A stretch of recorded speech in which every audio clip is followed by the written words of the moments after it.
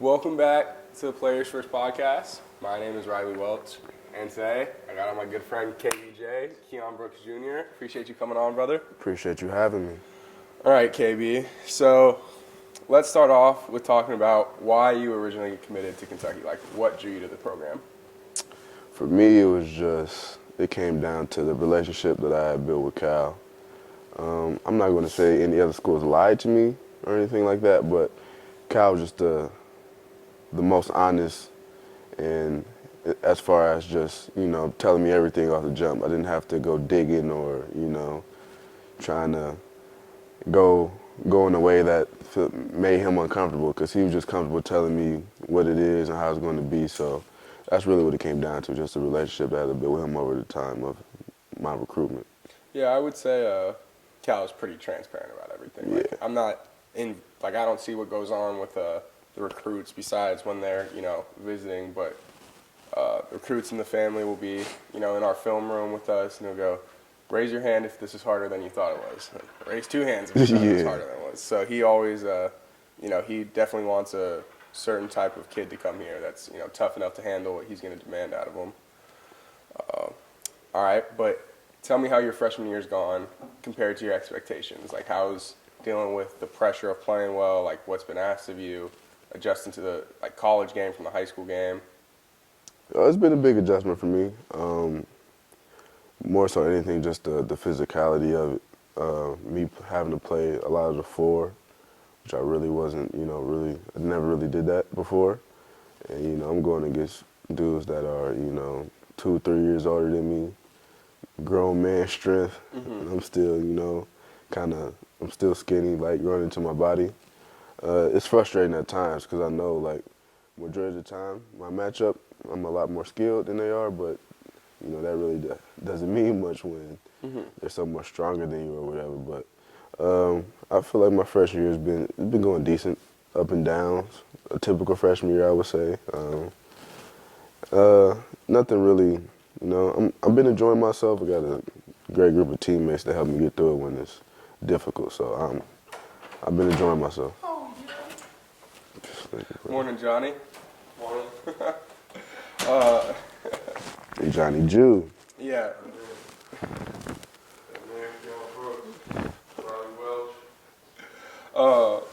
Yeah, no, I would completely agree with what you said.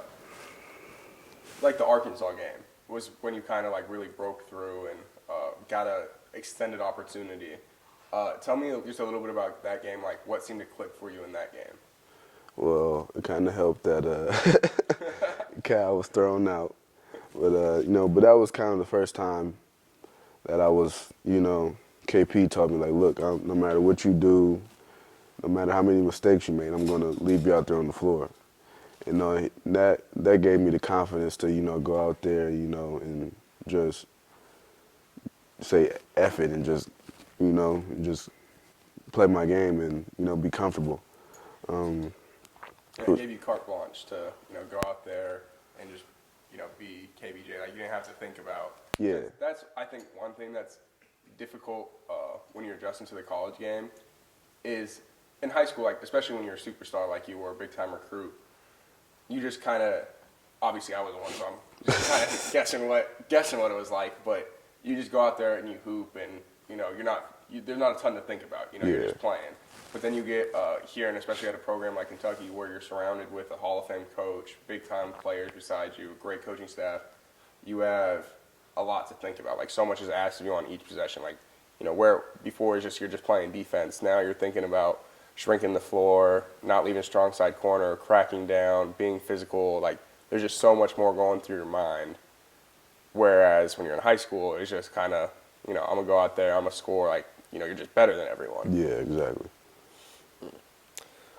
Well, tell me about how you've adjusted to outside of basketball, just life, being away from home, being on a college campus for the first time. I know you went to La Lumiere, so you're away from home your senior year of high school, but, kind of compare and contrast being a high school kid at your first high school, at your hometown high school, to then leaving for La Lumiere, now coming here where you're, not even in the same state as your family anymore. Yeah, the move to La Lu was extremely difficult to me. I really loved and enjoyed my high school that I went to. Had all my friends there, and then also just moving away from my family, very close. Me and my 3 brothers, also me and my parents, extremely close. So that move was difficult for me because I had a dream of what I wanted to do at my high school. I wanted to finish as all-time leading scorer. I was only like a couple 100 points away from that. I wanted us to get a game on ESPN and stuff like that, but things just didn't shake out that way, and I had to make a choice to basically better myself. So I went to LaLu. That was a big decision, but it was probably one of the better decisions that I've ever made. Just getting away from what I'm used to, it was like a culture shock. It wasn't too many people that looked like me. It was a very diverse school, and it was just, it put me in the mind frame of, I can't just think about little old Fort Wayne anymore. There's a lot of other people out here. And then moving here, it was easy breezy, because I had all my homesickness, all that stuff away with the move to LaLu. So coming here, I'm like, hey, I'm ready to come here and hoop. Yeah, and I'm not very familiar with Volodymyr. I mean, I know it's a basketball power, but I'm assuming being on campus here in Lexington is probably a little bit more fun and more things to do than what you had offered at LaLu, huh? Oh, it's 100 times better. I'm not gonna lie to you. Like, LaLu was in the middle of nowhere. Like, literally. Where is Volodymyr? It's in LaPorte, Indiana. So it's in the woods. Like walking to class, I might catch a deer running past me or something like that. So like. That's funny. My hometown in Colorado. We have the same thing. We have we have deer in our neighborhood, and obviously they're protected. Like, you can't shoot them. And this has nothing to do with what you said. It's just always. It's like my dad's a basketball coach, and my dad hasn't spent much time in the outdoors, and so we would see deer, and my dad would just think it's the coolest thing ever. And he'd stop, like, he'd get out of the car, he'd be like, Riley, you can take the car home. Like, I'm gonna stay. And he just, doing the old man, like, taking pictures on his phone, like. They're terrible photos, but he comes home and he shows us, and he's so excited. Typical dad stuff. Yeah. Oh, sorry. That was just cracks me. But I know you're very close with your dad, and your dad spent a lot of time working with you. Kind of tell us about that relationship and how, like, where you guys, obviously, your relationship started when you were born, but where that relationship in basketball was formed and what he's meant to you through the years. Yeah, my pops, it was like, kind of like my superhero. Like, whatever he did, I tried to emulate it. He was still pretty young when he had me, so he wasn't playing professionally anymore, but he was still playing in the 30 and over leagues, or just playing pickup games with his friends. And he would go to his games, and I would pack my book bag, have my shoes and stuff, just like I'm getting ready to play the game, just like him when I'm probably only 4 or 5 years old. And it started there, and then, he's really been my trainer and my coach my whole life. As I was kind of ignorant to the fact that people had trainers. I thought everybody, just worked out with their dad. Like, people like, oh yeah, I got to pay so-and-so X amount of dollars an hour to work out. I'm like, what are you talking about, bro? Just go with your dad. Yeah. But that was kind of crazy to me. But and then as I got older, it kind of turned into him just not only being my dad, but being more of a best friend. Mm-hmm. So that's kind of how our relationship is, what it's morphed into now. So it's been great. I mean, my mom also played a tremendous part too. She's kind of crazy, the tough love part. Don't really want to piss her off, but yeah, me and my pops were really, really close. Where did your dad play at again? He went to Wright State. That's right, because Cal went to, I believe, a game at Wright State the other day, and he told us your dad was a big time. I know he was a big time player at Wright State. I don't know if he had his jersey retired or what it was, but I know he had a great career there. What position did your dad play? He played point guard. So, how tall is he? About 6'4". Big point guard. So, what did he, like, when you guys were growing up, like, what did he focus on with you? His main focus with me was just being able to being skilled. Mm-hmm. At a young age, I was pretty much always taller than the rest of my peers and the kids I was playing against. But he didn't want me to be pigeonholed to just being a big guy, being a center.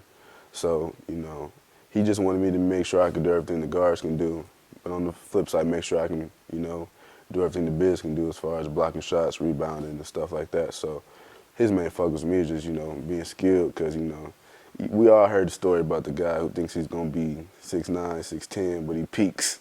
He ended up being 6'1" or 6'2", and then, you know, he ain't really got no skill. You know what I'm saying? So that's really what he focused on me, is just being skilled and being able to do everything on the floor. I always thought I was going to be 6'2", and I ended up being 6 feet. So my skill set still translated. And I think that's another thing that, like, when you come here, you're asked to play a role. Like, it's the same way, you know, that's, you know, one of the things you accept when you come to Kentucky is you're not going to get, you know, 20 shots a game like you would at some of the other places that recruit you. And so I think that's one thing you haven't, like, really been asked to do this year, show, like, your different skill sets. Like, Cal always talks about what a great passer you are, you know.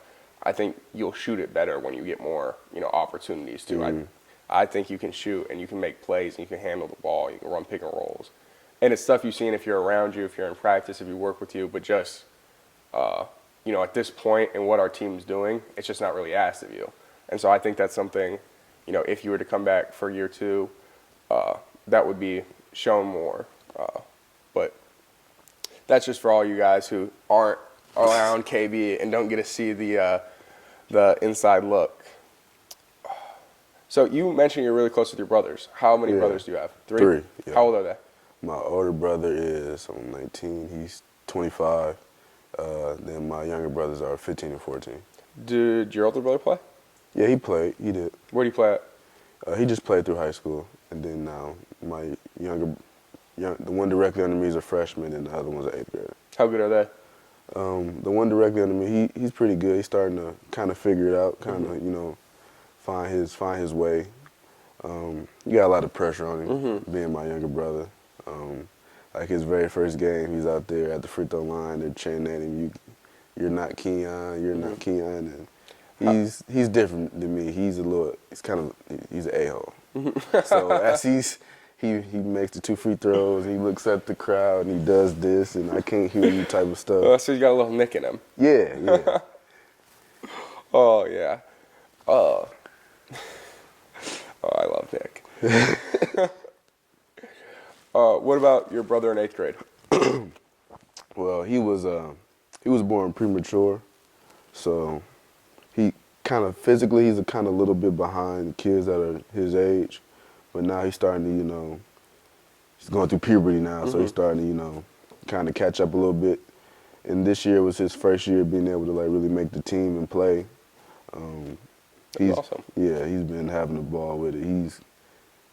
He's kind of crazy too.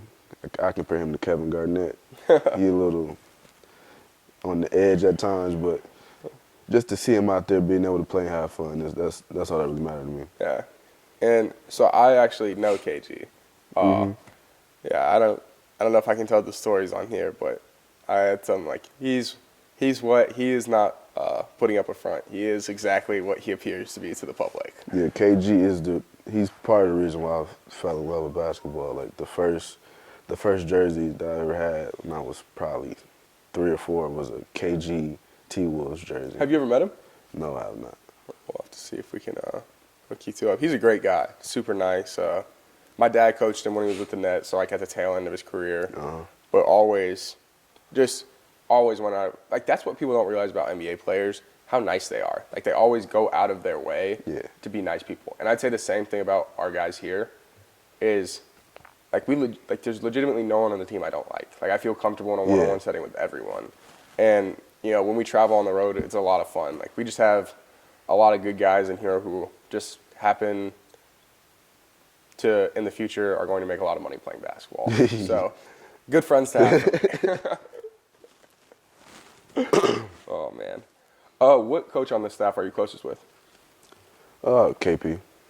Is he the one who recruited you mainly, or who recruited you? Who recruited me mainly was Barbie. I was something close to those two, but probably more so KP, just because KP's always available. You know, Barbie has his son and stuff. he's still a dad at the same time. Mm-hmm. Mostly, with KP. I think Zan is his youngest, right? And Mm-hmm. Van is here with us all the time. So Zan is actually sitting right back there on the Norm Attack all the time. yeah. So what else does So what KP got? So KP's always hitting around. So yeah, I'd probably say KP. And KP spends, obviously KP does workouts with guards too, but like pre-practice, you're usually down there with him with the bigs. I mean, you also come down with Barbie and Joel and do, they like you going back and forth, which I think fits your skill set very well. Like that's, what makes you a good player, and I think what's going to make you like really an intriguing NBA prospect at the next level, especially as basketball becomes more and more positionless. Yeah. The more things you can do, just the more value you have and the more money you can make. It's crazy how much money you can make playing basketball now. Yeah. Makes me wish I was a 6'5" athlete. Oh, man. So we got Auburn this Saturday, Tennessee at home on Tuesday, and we travel to Florida next Saturday for our final regular season game. Kind of tell me what you think, like what you're expecting from those 3 games, how you feel about them, and how you feel where we are as a team right now. Start off with Auburn. I think we need to get some get back. I feel like a game. Auburn. That's a game we should have won. We kind of unraveled at the end. They are a good team. I'm not gonna say they're not, but I feel like we're better. And playing there is hard though. It is a tough environment to play. Yeah, no, that was definitely it's an odd. I think it's one of the smaller arenas in the SEC, but I mean it goes straight up in the air, and everyone in there is standing up and loud. It's a cool place to play. Yeah, it's a great place to play. I have fun that game. Mm-hmm. And then when you said Tennessee's next. Tennessee at home. Tennessee at home. Tennessee had Auburn down. Come on, Tennessee. By 17 in the second half, and lost that one. But I'm looking forward to playing Tennessee too. I had a lot of fun playing there. I like their arena way it's set up. I need some get back. Pons threw my stuff into like the 3rd row one time. I got to catch him, but I just feel like with these next games coming up, we got to just finish out strong. I feel like we're playing our best basketball right now. Everybody's starting to get comfortable in their role. Coach knows that he can call on people to do stuff and they'll step up. So I'm really looking forward to finishing out the season strong. Yeah, no, I mean, so with 3 games left, we have a 2-game lead on Auburn. So obviously, I believe if we were to win Saturday, we'd clinch the SEC outright. Yeah. So obviously Saturday is a big game, but I think, like, obviously we want to win the SEC, get the 1 seed for the SEC tournament. But even more than that, it's continuing to play, like Cal talks about, just, obviously we want to win every game for seeding purposes. But it's just about finding, like, our rhythm and finding, like, what's going to put us in the best position to win 6 straight games, mid-March to early April. And I think we're starting to hit our peak at the right time. Like you said, we've won 7 straight. Yeah. And obviously, I think at times we should probably win games by more than we've been winning them. Yeah, we're not rep tight as a team. But it's nice to know that we can win close games. Like, even though, sometimes we should probably do a little bit better job not letting them get close. Sorry. But I also think it helps when you got, like Cal says, 3-point guards on the court, and Tyrese, Ashton, and Quick. And man, Quick's been playing pretty well, I'd say. Yeah, he's been hooping. So when you committed here, when was it? Was it in May? I committed in April. April. How many guys were already committed here at the time? It was Tyrese and Khalil. Tyrese and Khalil was already committed here. And then I want to say after I committed, Johnny committed maybe. Johnny committed in like what? May or June? Yeah. He committed really late. Really, really late. So I had previously known Tyrese. I mean, I've known Tyrese since we were in about 4th or 5th grade. Me and him have been close for a long time. Really? How did you guys meet? AAU. I can't remember exactly what tournament it was, but we played each other in 5th grade, and at that time, our team was kind of already established as like one of the better teams in the country out of Indiana, and Tyrese's team was kind of one of the newer teams that kind of popped up on the scene, and we played them. I'm like, oh, these dudes from Texas kind of good, and then never since then, though, I've had a great relationship with Reese ever since then. Yeah. Tyrese, another very good player. We're Yeah. lucky. We're fortunate to have a lot of very good players on this team. Fun fact, that actually helps when it comes to winning games. It does. But I had no idea about that with you and Reese. Yeah. So how'd you guys form that friendship? Like, obviously you played against each other, but It just started off with a mutual respect for each other in our games, like, and then it built on that, just him being a super cool dude, going through camps, seeing each other here and there, and then, Tyrese, super, always smiling. yeah, lighthearted kid, Yeah, great just kid. great personality, always happy, so just being around, he has a great energy to be around, and then his smile and stuff is just, I would say it's kind of infectious. Being around him is just like you have no choice but to smile being around him because that's all he does. Yeah, he's an easy person to be around. He's a happy kid. Yeah. Was Tyrese recruiting you at all? Like doing some additional recruiting when you were making? Because he committed pretty early. Like he committed when he was a junior, I believe. Yeah, he probably recruited me harder than any coach in here. He told me before he was committing here that he was coming here, and he's never since then he's been like he was on me like hard, like texting, calling me every day, like what you doing, bro? What you waiting on? And eventually I was like, you know what? I'm tired of this dude bugging me. I might as well come here. Oh yeah, man! I had no idea that you and Reese went that far back. Is there anyone else on the team you had like a relationship with before you got here? Not really. I mean, me and Khalil, we were just from playing against each other competitors. I mean, Both wings, both national recruits. yeah, just always bumping heads, going at each other a lot, and then getting here, it's kind of that that awkward tension at first, like Yeah. But then me and him grew to be real close too, and I feel like we really made each other better. Having to guard each other every day in practice, playing one-on-one and stuff. So after that little awkward tension of us wanting to like destroy each other, we ended up becoming real cool. Yeah. Obviously, I miss Khalil a lot. He was Yeah. I think we all do. Like Khalil was, became one of everyone's best friends. Like Yeah. one of the funniest people you ever meet. Just like a really good person. So I miss him. I wish him the best in whatever he pursues next. I really hope he finds success and happiness. He's a great kid. Okay, well, if you're watching this, I miss you, bro. Yeah, we all miss you. So talk about what your expectations are for, like, obviously you're a freshman. You've never played in the SEC tournament. You've never played in the NCAA tournament. Like, how do you feel about those coming up? Like, obviously we got 3 games we got to take care of. But what are your thoughts about having to play in, like, getting to play in those types of environments? Thinking about it's kind of surreal. Growing up, I've always been like a basketball fan. Like, while my friends are probably, playing the game or, doing some other stuff, I'm sitting there watching games. Like, I remember watching, the 2010 national championship game and stuff like that. Between Duke and Butler? Yeah. I would say my very first regulation of a game that I ever watched was when Kyle was at Memphis and they played Kansas. And Mario Chalmers hit that shot or whatever. But, like, I love basketball. Like, if it's on, I'm going to watch it. And now to, like, see myself being in, like, I'm going to play in the NCAA tournament, the SEC tournament, like, that's crazy to me. Yeah. And you're still, are you 19 yet? Yeah, I'm 19.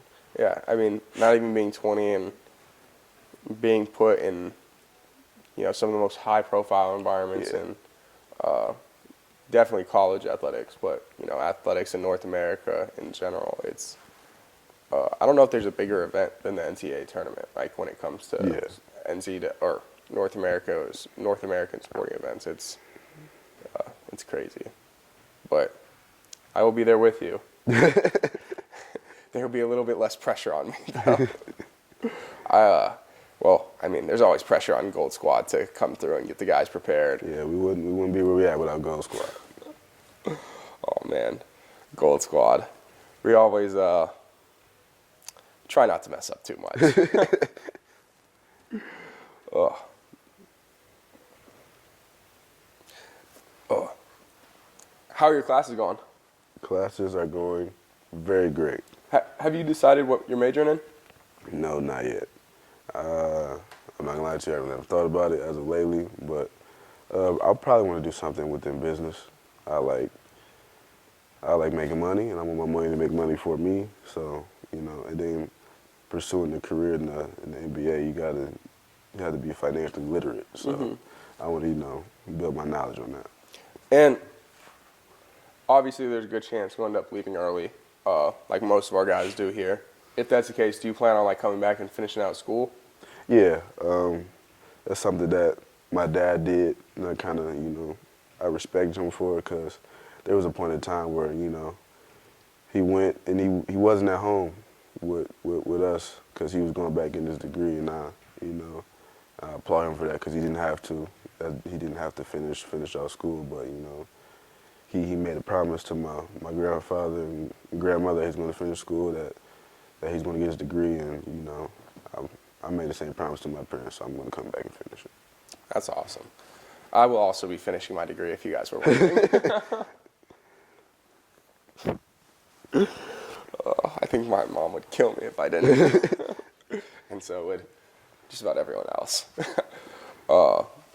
Yeah, no, that makes a lot of sense about being financially literate. I think, we've had a couple meetings with people around here, and, they've given us a lot of resources, and it's pretty cool seeing, how much our guys are into it and, care about it and, want to get to the NBA, be successful, and also have, hold on to what they're earning. Can I ask a question? Yes. So I did a podcast with Nate Yeah. 4 weeks ago, and I say what's up to Keion, but I stay out of it. I'm not on the team, whatever. He told me Keion is the funniest person on the team, and I think I've heard Keion say about 10 words the whole time we've been here. So why have you been hiding that? And do you agree? I think I'm up there. He is. I got a lot of jokes. Yeah. And KB's quiet, but I don't know how to just say it. KB is pretty quiet, reserved, nice guy. But then we're in team settings, and oh my gosh, he'll just say some stuff that's just so true and it's so funny. And I think I was walking into Cheesecake for team dinner. I was and KB said something. I was KB is the low key funniest person you'll ever meet. He doesn't go out of his way and be all boisterous and try and get attention and make jokes. He's just naturally funny, and what he has to say makes you laugh. So, yes, Nate is very, very, very accurate on that. I just try to keep it real, you know what I'm saying? Yeah. Hey, Dante. What's up, Ron? What's up, Katie? It was good, Tay. That is my fellow member of the Fun Bunch. We'll have him on at some point. The Fun Bunch. Y'all, as a collective, are hilarious. Yeah. I am only associated through basketball. We'll explain the Fun Bunch to you at some other time. But basically, you got your 8 guys who play, and then you got your 5 guys who don't, which would be me, Benjamin, Brennan, and Zan and Dante because of injury. So we spend a lot of time together. We have our own little team, as people like to say, a team within the team, and we are referred to as the Fun Bunch. So You should have a Fun Bunch episode. we probably will, have a round table. That's if we could ever get them to show up at the same time, at the same place, outside of practice. I think that'd be difficult, to be honest. Yeah, you are a cast of characters. Yes. And people like to say they're not in the Fun Bunch. You don't get to choose. The Fun Bunch picks you. You don't pick the Fun Bunch. Oh. All right. I know you said KG was one of your biggest influence. Who else, who have you watched? And, obviously, you have your own game, but everyone tries to take things from guys they've seen be successful and players they've liked. I'm the LeBron generation, so, it was KG for a while, and then LeBron is he's our MJ, so LeBron has always been my favorite player. But then as I got older, I realized I'm probably not going to be 260, 250. You know what I'm saying? That's just not how I'm built. So as of lately, I started to gravitate more towards guys like Paul George, KD, Brandon Ingram, and also like I said, I just love basketball. So like I got some favorite players that like I can't even like like I love Chris Paul. He's 6 foot, I'm 6'8", but like I just try to take little stuff from everybody. Why do you love Chris Paul? Just his competitive spirit, and, just him being not the biggest guy, and he's just always been. He has a huge impact on the floor, and like just the way he controlled the game, I always admired that. Yeah. So CP, another great guy. My dad coached him a few years back, and he was in his, I believe it was his last year with the Clippers. Chris, great guy, obviously. Like, I'm really happy for him having a great year alongside Shea in Oklahoma City. But yeah, I mean, there's so much CP does that goes like unnoticed to a lot of people who don't really know basketball, and so that's why people love to say CP's like overrated or this or that. But to people that really know the game, like they can see it. Yeah. And speaking of Hall of Fame, well, CP will be in the Hall of Fame, but Hall of Fame point guards. You went to the Iverson Classic and developed a relationship with AI. Like, tell me about that and what that was like.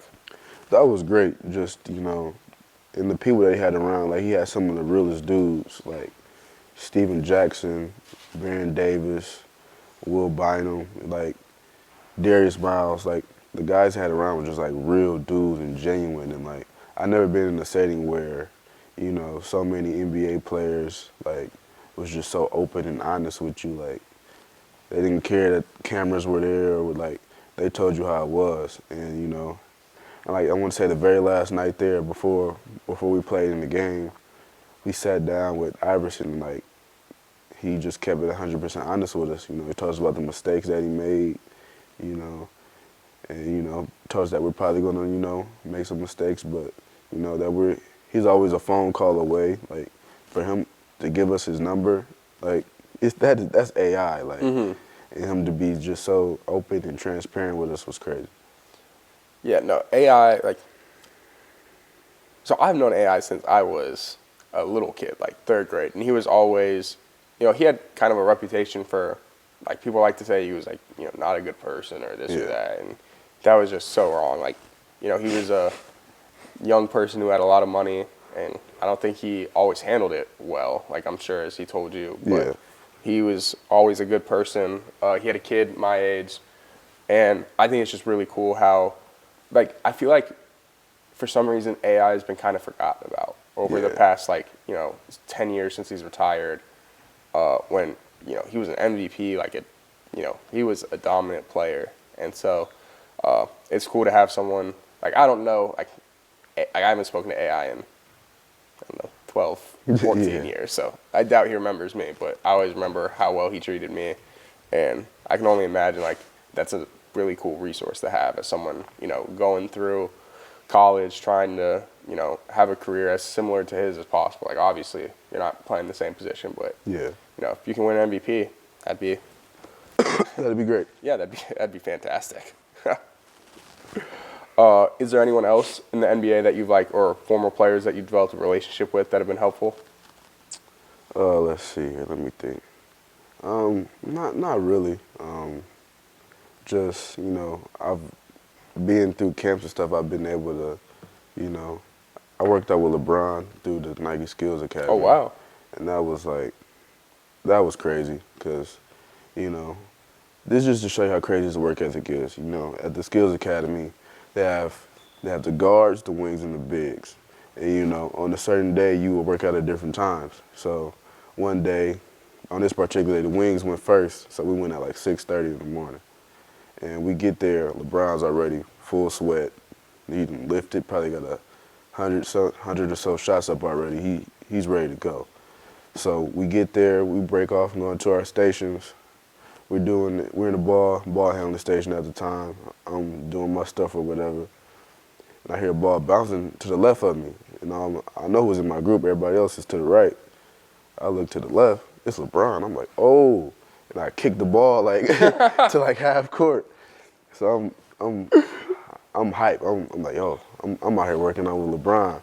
And then, you know, and then he had some conversations with us too as well, you know, just talking about how, you know, all the pressure that he had to play with, and, you know, how he basically he succeeded and almost, like I said, exceeded expectations with what he had going on, like, which is pretty amazing considering the expectations people yeah, had for him. like the stuff that I don't think I can handle, some of the stuff LeBron has had to go through, you know. And then like that moment for me was just crazy, like being able to, you know, I can touch LeBron, like that was crazy to me. He's not on the TV anymore. Yeah. What's crazy to think about is you could be competing against him, Yeah. you know, in the very near future.